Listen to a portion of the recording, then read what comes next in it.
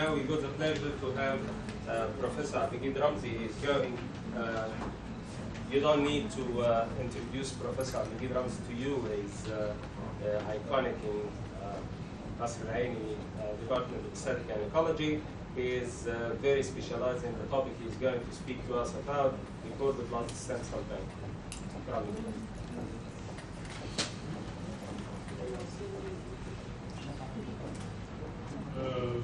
First of all, I'd like to thank Professor Badawi for inviting me for this meeting. And I see that it's quite courageous of him in these days of the revolution to have a conference, and for Professor Jones to come to our country. And my talk is going to be more from the obstetrician point of view. Of course, having a baby is one of the very happy events that we all deal with. And for the family, this is a very monumental moment to have a baby. But in the field of cord blood banking, having a baby may prove of extra value. The cord blood stem cells, this is what we throw really. This is what each of us throw every day with the placenta and the cord, with the blood in the placenta, which is very rich in stem cells. And in a country like ours, where we have almost 2 million deliveries per year, you can calculate the amount of blood that's being lost and the amount of stem cells that are being wasted in the time that we need these stem cells to treat our patients, and especially our children. Per collection or per birth, we can collect from anywhere from 80 to 120 milliliters of cord blood, and we collect this in very simple blood bags. And this cord blood is very rich, as Professor Jones said. They are very primitive cells. They have high potency, and they can develop into all kinds of stem cell lines. And given that mainly they are hematopoietic cells and they are adult stem cells, even though they have the great potential for differentiation into other types of tissue. And basically they are free of malignancies as compared to embryonic stem cells. So it has all kinds of advantage, in addition to being available and relatively of low cost to collect.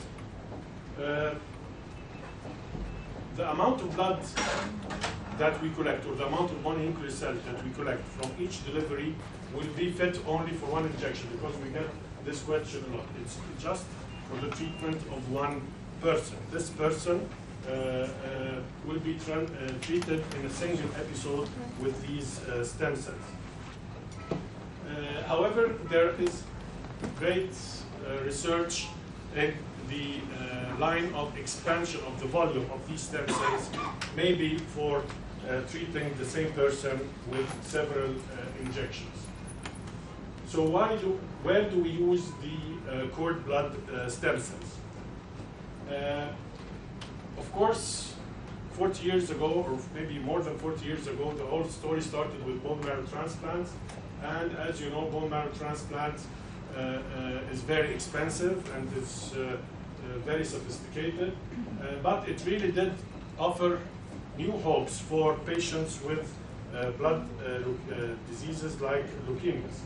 In 1990, the hope of using umbilical stem cells for the treatment for hematopoietic diseases started to emerge, and since then research in this field have been ongoing.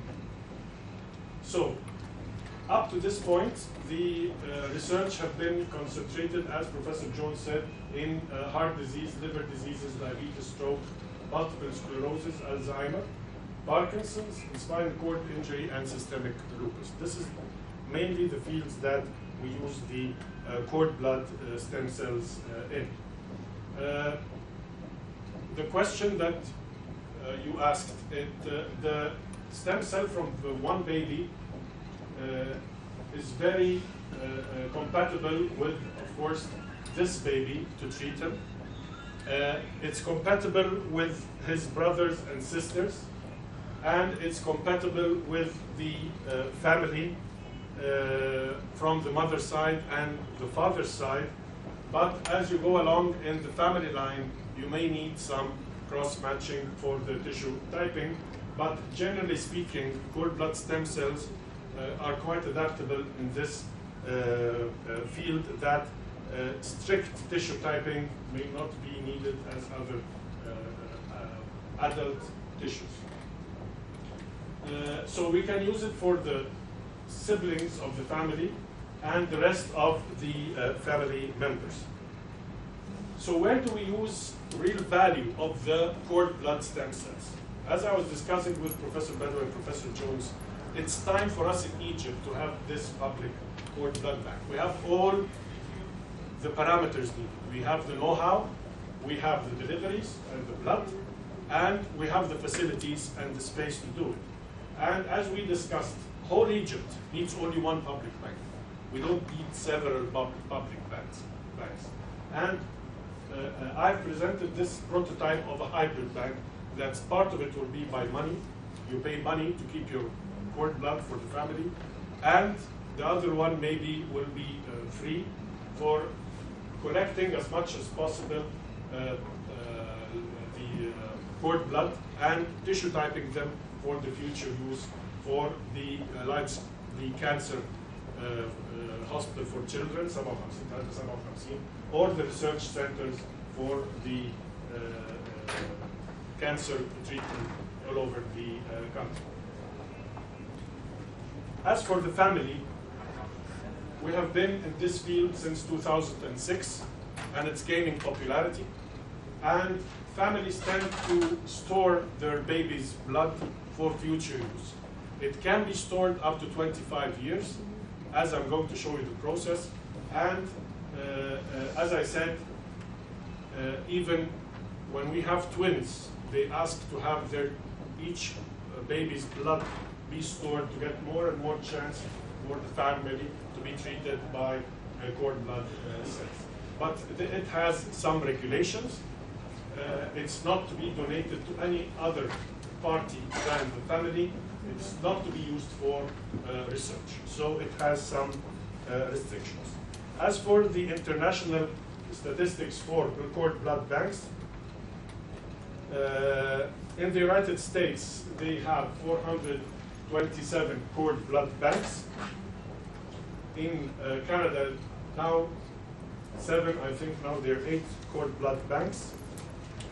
Latin America, they have 14.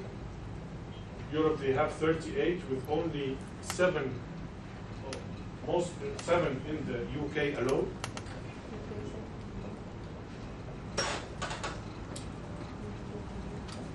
In Asia, they have 49 cord blood banks, with 10 in India alone. And Iran as well has a lot of cord blood banks now. In Australia, they have 3 cord blood banks. In the Middle East, there are 5 cord blood banks, 4 in Israel and 1 in Egypt.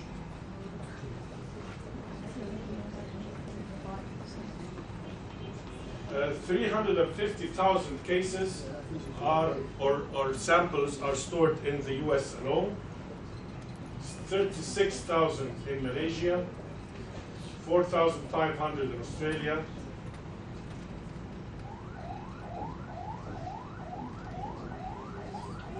and there have been grafting for almost 170 cases treated with cord blood stem cells in the USA, performing bone marrow transplantation with a very high success rate. What about our Egyptian experience? The idea started that we have potential for storing stem cells for the family. And we used to export this blood to be stored in the UK and the USA. So the idea to start this bank here. So we approached the government and the Ministry of Health. And the Ministry of Health said there is no such thing as treatment with stem cells. We have other priorities, and it's not fit to do that now at these days in Egypt. This was back in 2007. There is no funding, there is no so on. So we said, why don't we start it on private basis, to do it on private basis. So to do this on private basis, you have to get awareness from the doctors, and at that time doctors did not know much about stem cells. I'm talking about the OBGYN. So the obstetrics and gynecology doctors did not know the value of stem cells, and these are the key marketing units for the idea, because if the doctor said to the couple, this is NASB, don't do it, they won't do it. And we have this a lot. And then government awareness. I believe that we started as early as دكتور علي عبد الفتاح والناس دول واللي بقى قبل الدكتور حاتم مش فاكر اسمه ايه. And we had a lot of resistance because they said we cannot give the license for this bank because it is not مش متوثق. It's not a blood bank, it's not a tissue bank. So we don't have something in the documents to certify, so we cannot certify. So we had to get the FDA description of the bank, and we translated it and took 1.5 years to get the bank to be accredited. And then the space. The problem is that we are faced that we have to get a big truck filled with liquid nitrogen to do a maneuver in the street, as I'm going to show you, to fit and unload its contents inside a big tank. No street in Cairo could accommodate this tank and the maneuver that this tank is going to do, so the decision was to go in the desert. We went to the Cairo Alex Desert Road, and we started the project there. The team was there, clinical pathologists, hematologists, OBGYN, pediatricians, all kinds of the team was there, and we got the license.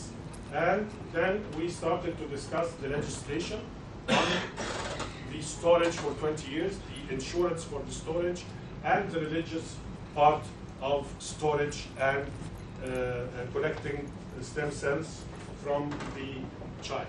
So دخلنا في عقدة العالم الإسلامي to get the fatwa, and this was in Mecca. And in Mecca it said it's lawful to acquire and cultivate stem cells and to use them for the purpose of treatment or for conducting permissible research if the sources are legitimate in زوج وزوجة وبالموافقة الزوج والزوجة على هذا. Both parents should give their consent for that. Cord blood to be used with the permission of the parents. If you're going to do, because we approached for extension for embryonic stem cells, they said it has to be spontaneous abortion or a therapeutic abortion for the reason around the Islamic law with the permission of the parents. And then we asked if we can do it for IVF. They said surplus zygotes in test tube, they called it test tube babies, procedure, if there are many, and they are donated by the parents for the sake of research and not treatment. So this was the legislation. And then when the problem came to the public, or not the problem, the issue came to the public, of course you, as well as most of us, said exaggeration of treatment. We got in the fact حقنا الملوك والرؤساء ب$5 مليون. ما اعرفش ايه ب$5 مليون. مش 5. وبعدين طبعا الخلايا الجذعيه دي مستقبل زراعه الكبد. بنوك وبعدين طبعا فتاوي من الشيخ الازهر والدكتور ابراهيم مدران وكل الاثوريتيز. People with, people against, and all kinds of controversy in the until we opened the bank and people are started to be more and more ambitious. So why do a couple need to have their blood stored? The recommendation, if there is a family history of malignancy, benign or inherited disorders, even in the absence of this health risk factors, you can choose to store the blood of the baby because it's a one-time event for the future research to be of benefit. But the statistics say it's 1 in 40,000 chance for you to use this blood. That's bloody biased. Its statistics is 1 in 40,000.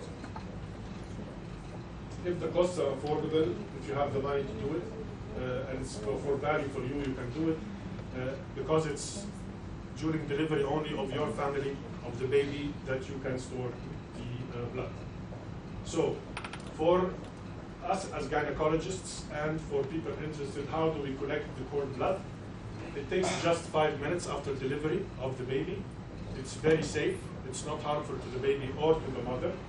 The cord is clean, as we see here, and I have a video film.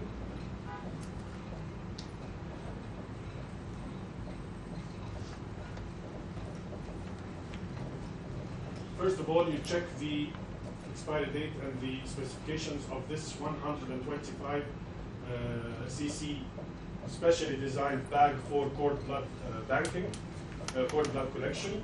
الكلام ده كله في public hospital في القصر العيني، وهتلاقوا ان في شويه filtration هترصوه عشان privacy of the patient. The cord the bag comes with 2 needles if you have twins. This is the cord. The cord is cut, and then you hold the cord. You sterilize the cord from down to up with alcohol first. كل ده in few minutes before the placenta separates. You have to be very alert. And then betadine. And then you can see the vessels of the cord.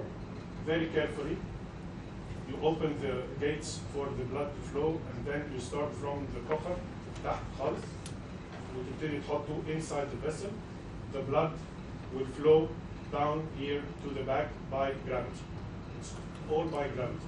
You don't have to use anything else. The blood flows in this special bag.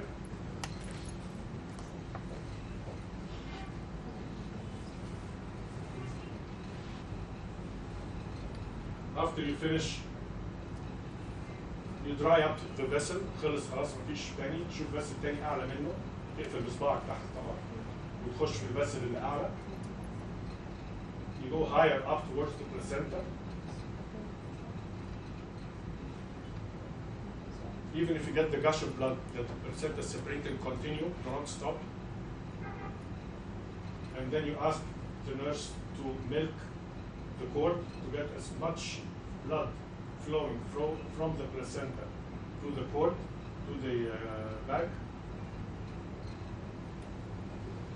The aim is to collect as much as possible. And then, even if the placenta, we go after the placenta as well, to collect as much blood as we can. We go to the amniotic side of the placenta and try to manipulate the vessels to collect as much as possible of the vessels and the blood inside the placenta.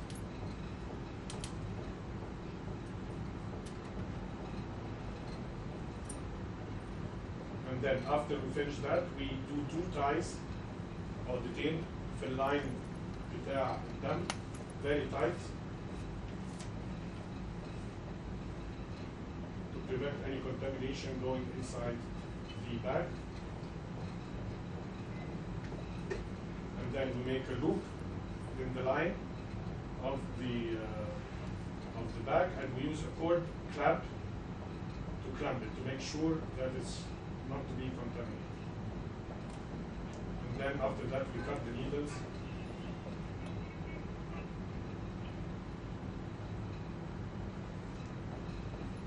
And then we have the bag.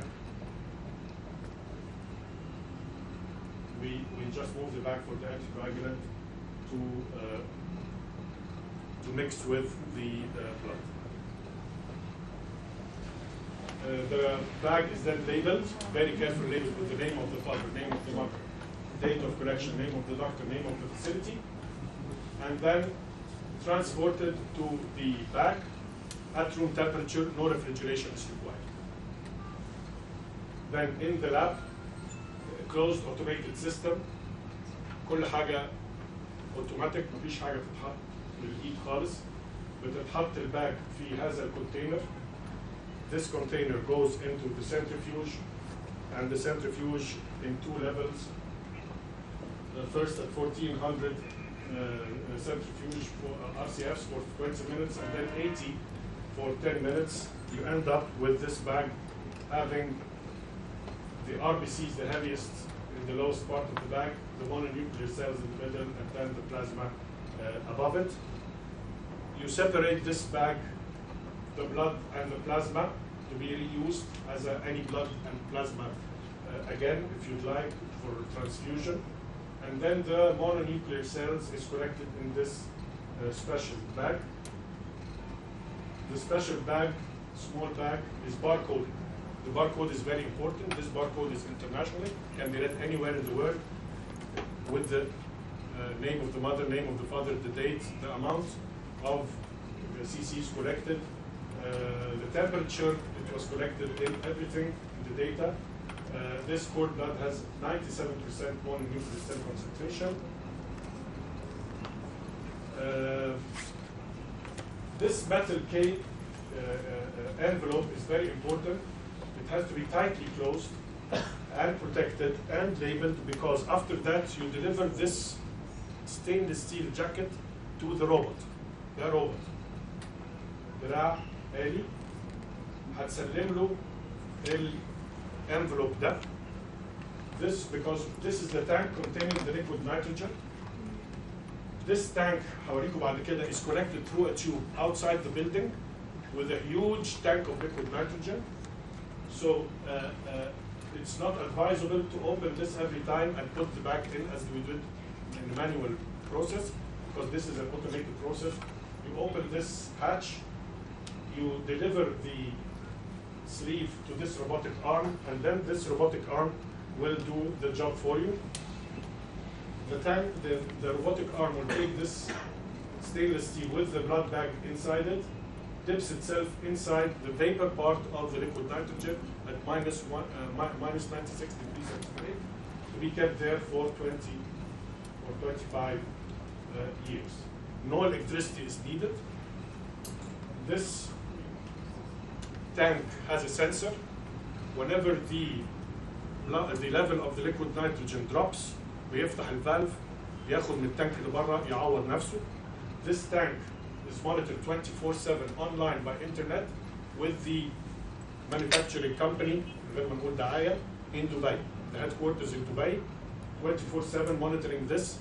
Any correction بيعملها بالسوفت وير من هناك ويديك ريبورت تاني يوم ان حصل كذا واحنا عملنا كذا. ادي روبوتك ارم، ادي السليب اللي انت عاملها، وادي البلاد باك جوه. الليكويد نيتروجين عباره عن سلوتس. هو قرا الباركود بتاع المريضه امال محمد احمد، نزل في التانك البتاعه دي، ركبها في السلوت بتاعتها، فك منها الدراع وسابها. طب انت when you need this blood, you just say to the computer, I want the code for Amal Muhammad Ahmed. So the robotic arm has the code, the barcode reading, goes in, يمشي على كل التانك لحد ما يلاقي الباركود بتاع أمال محمد أحمد، يشبك نفسه فيه، يفكها ويطلع لك. This is to keep the rest of the samples, because this tank takes 3,600 blood samples. So it's not advisable every time you need one to open and close. It's not advisable. ادي التانك اللي موجود بره بارتفاع 2.5 بياخد حوالي 3000 لتر. العربيه بتطلع على الرامب. This ramp جبنا ناس مهندسين عشان يعملوا الرامب ده. ظهر العربيه هيطلع هنا. The back of the truck goes back here. ادي الفوسيت اللي موجود تحت التانك، بيوصل الفوسيت بالعربيه، بيفتح بتفضي liquid nitrogen in this tank. This tank is connected to this smaller tank inside the building.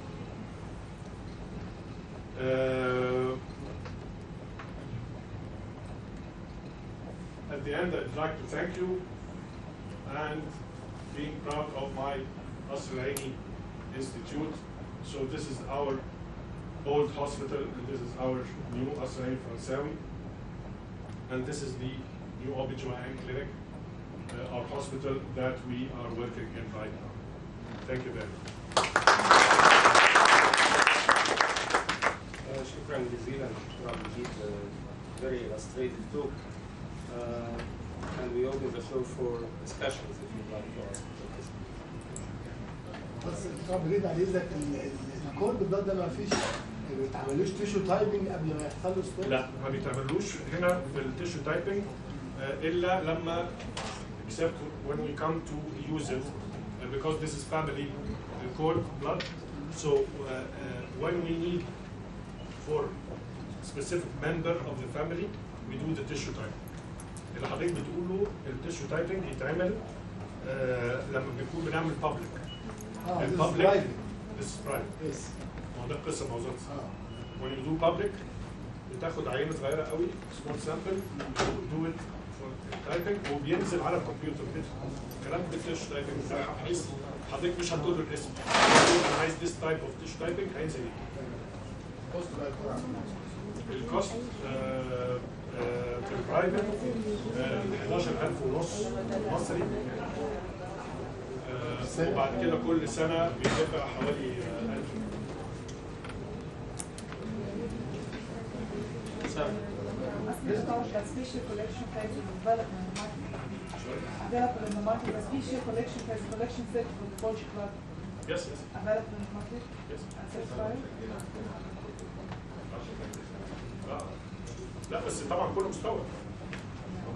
البلاد بانكس كلها minus 96 degrees Celsius.